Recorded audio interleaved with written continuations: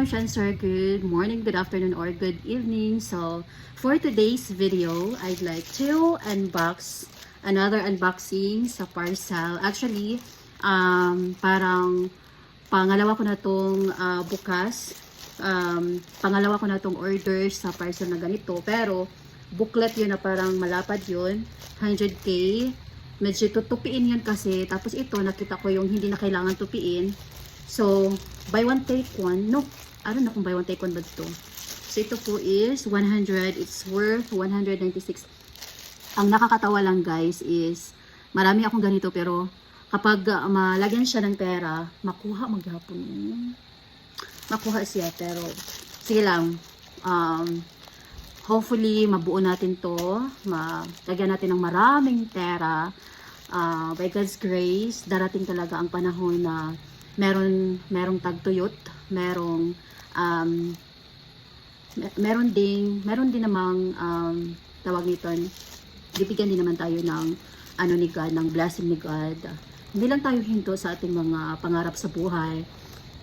Siguro kuan siya kana itong mahirap, marami yung struggles natin, marami tayong challenges sa ating buhay, but si God marunong man siyang makita man niya yung motive natin sa ating heart. So, I believe God will bless you more. So, i-unbox na natin. Ito po yun. Hala, blue siya. Marami itong kulay, pero I don't know, anong blue ang akong napili. I thought, kana ang kuan. Wow! See? Look at that, guys.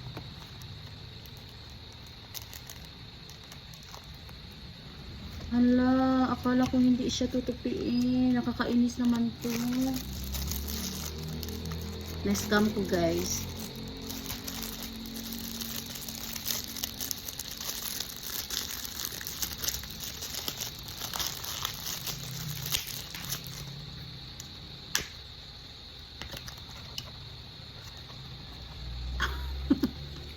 Ang nakakatawa guys, marami na akong ganito. Meron akong booklet din. Yung medyo malaki pink siya. Kaso, ano kaya ibibigay natin? Lord, bigyan niyo ako ng maraming pera para malagyan ko to. Tapos, ano ito?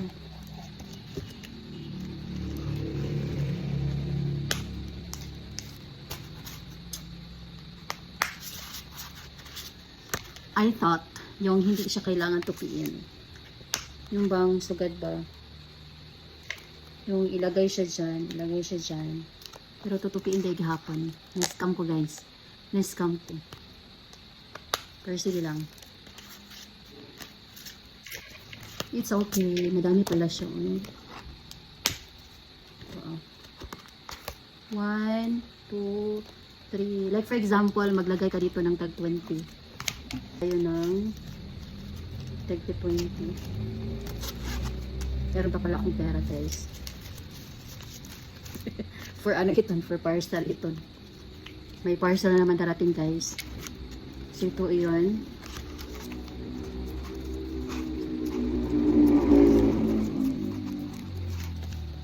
Yun. Yung tag 50. Kung gusto niyo yung tag 1,000. Kung gusto niyo yung tag 20. So, ito yan. Diba? Para makita mo. Yan. Sa kabila naman.